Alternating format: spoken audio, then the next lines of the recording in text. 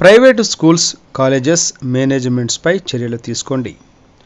Private teachers, లెక్చరర్స్కు Dasara సెలవులు ఇవ్వాలి. దసరా సెలవులు ఇవ్వకపోయినా చోద్యం చూస్తున్న విద్యాశాఖ అధికారులను సస్పెండ్ చేయండి. ప్రైవేటు టీచర్స్, లెక్చరర్స్ యూనియన్ రాష్ట్ర అధ్యక్షులు గంగు మన్మథరావు.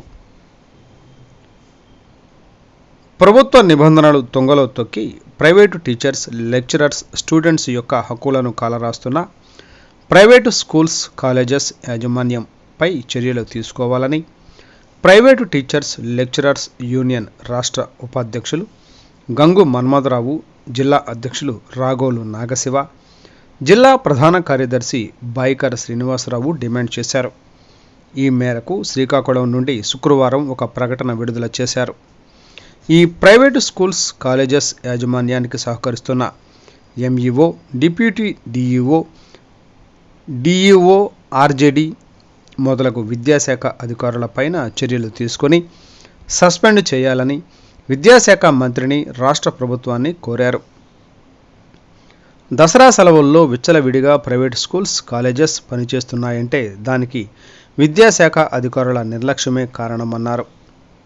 ప్రైవేటు విద్యా సంస్థల పైన విద్యాశాఖ అధికారులు చూపిస్తున్న ప్రేమాభిమానాలను ఏమనుకోవాలని ప్రశ్నించారు.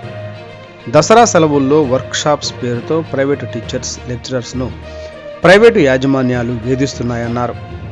ఇంతా జరుగుతున్నా విద్యాశాఖ అధికారులు నిమ్మకు నీరెత్తినట్లు వ్యవహరిస్తున్నారని, చోద్యం చూస్తున్నారని మండిపడ్డారు.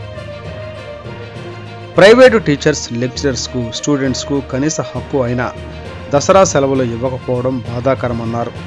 ఇప్పటికైనా సరే దసరా సెలవులు ప్రకటించాలని, ప్రకటించే విధంగా విద్యాశాఖ అధికారులు చర్యలు తీసుకోవాలని కోరారు.